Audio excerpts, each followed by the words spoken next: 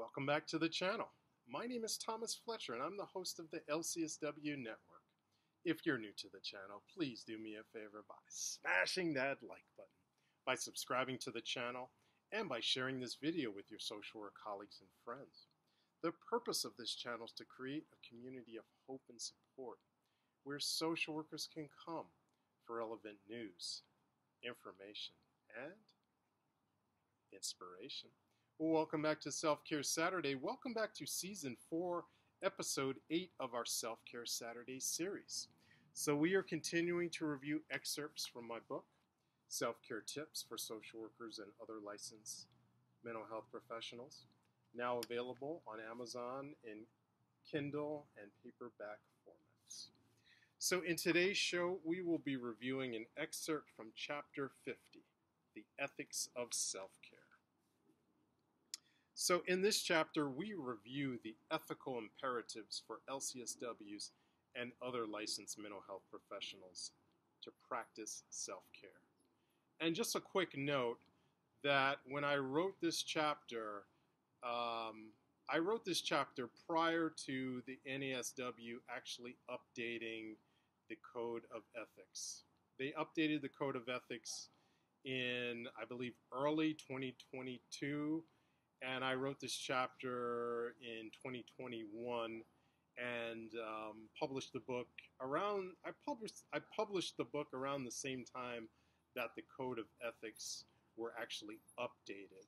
So I will have to note to self. I will have to update this book to include the updated NASW Code of Ethics, which actually talk about professional self-care being a mandatory part of ethical practice for social workers. So that's just a caveat that is not included in this version, but I saw the writing on the wall before the NASW updated the Code of Ethics. So I like to, I guess I'm tooting my own horn now.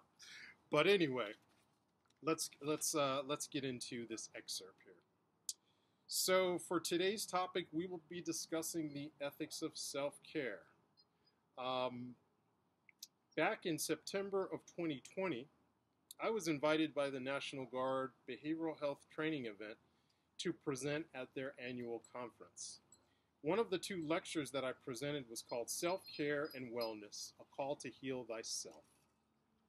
It was this presentation that inspired me to launch my first YouTube channel, which is the LCSW Network, with a regular show called Self-Care Saturday that focuses on self-care for LCSWs and other licensed mental health professionals. So for those of you that have been following this channel for the last 3 years, that is the origin story for how I started this channel. So the 3 learning objectives that I had in that presentation back in 2020 were to identify professional ethical obligations of self-care and wellness, identify, define, and understand the common threats to the wellness of behavioral health professionals, and to identify and begin to incorporate tools for professional self-care and wellness. So why was this topic important, especially in 2020? My reasoning was that as behavioral health professionals, both in the military and in the civilian world, we are routinely putting our wellness on the lines in service and support to our clients, families, friends, and society at large. As the world has continued to experience the many psychosocial impacts of the COVID-19 pandemic, the role of behavioral health professionals has become ever more essential in supporting the wellness of those most heavily impacted by the pandemic. So the thesis of my presentation was that as behavioral health professionals, we are ethically and legally obligated by our professional associations and state boards to practice in a manner that is safe, effective, and beneficial to our clients and society at large. Anything that jeopardizes our ability to provide safe, effective, and beneficial behavioral health services to our clients and society is unethical and potentially illegal. I also propose that there are common threats to the wellness of behavioral health professionals that we need to be vigilant of and address when they present themselves. So, the first professional code of ethics that I reviewed in that presentation was the National Association of Social Workers Code of Ethics, which, again, when I was writing this book back in 2020, 2021, the previous updated version was 2017. Okay, so just bookmark that. The ethical values that are listed in this code of ethics are the following: service, social justice, dignity and worth of the person, importance of human relationships, integrity, and competence. The ethical principles related to these ethical values are the following: social workers' primary goal is to help people in need and to address social problems. And this is related to the ethical value of service. The next one is social workers challenge social injustice. And obviously speaks to the value of social justice. Social workers respect the inherent dignity and worth of the person. Social workers recognize the central importance of human relationships. Social workers behave in a trustworthy manner. And social workers practice within their areas of competence and develop and enhance their professional expertise. So the ethical standards that are relevant to the professional activities of all social workers are the following: ethical responsibilities to our clients, to our colleagues, to our practice settings, to ourselves as professionals, to the social work profession, and ethical responsibilities to the society. So the ethical value and principle that I identified in my presentation as paramount to making the case that self-care is an ethical obligation are the following: integrity, and the principle that social workers behave in a trustworthy manner. And here's what the Code of Ethics further elaborates about that.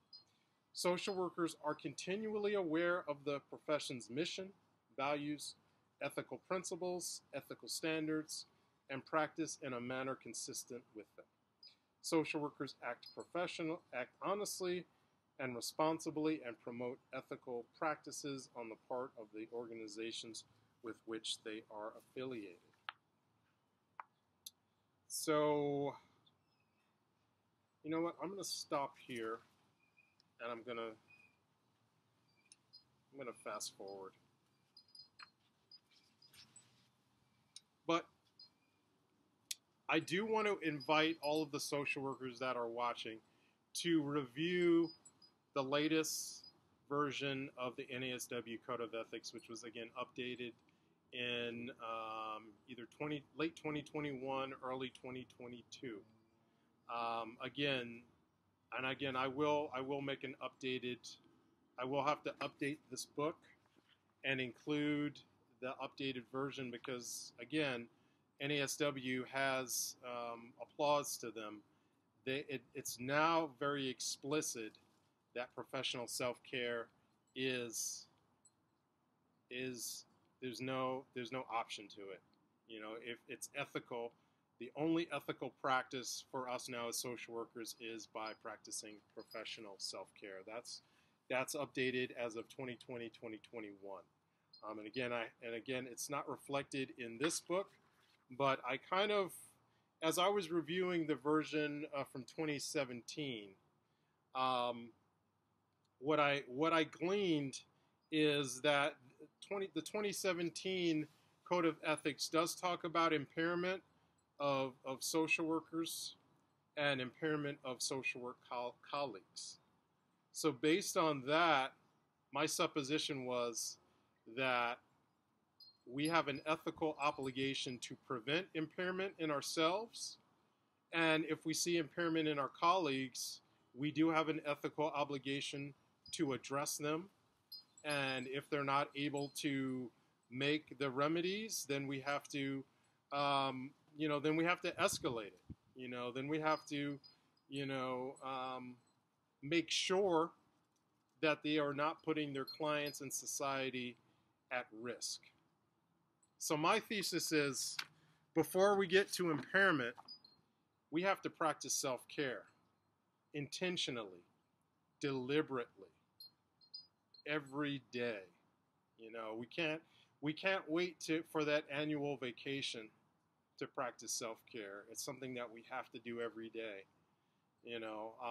I'll share one example of something that I do every day when I'm at work as a practice of self-care. Taking my lunch break, leaving the office, and taking a walk, around my hospital facility. And it doesn't take the whole hour to do that, so I still have time to grab a bite. But just getting out of the office, unplugging from the matrix, getting some sunshine, moving my legs, getting my heart pumping a little bit, That's just one example of the self-care that I do for myself every day. Walking, time on the treadmill in the morning before I go to work. These are just little things that I do for my self-care, But again, the beautiful thing about it is each of us gets to create our own wellness plan where we are taking care of ourselves in mind, body, and spirit, and continuing to support family, friends, and our clients in a professional manner. So I'm going to stop there. But I want to thank you all for watching this video.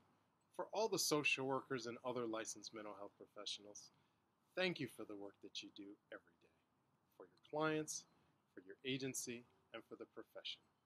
Please continue to support each other and yourselves. Bye for now.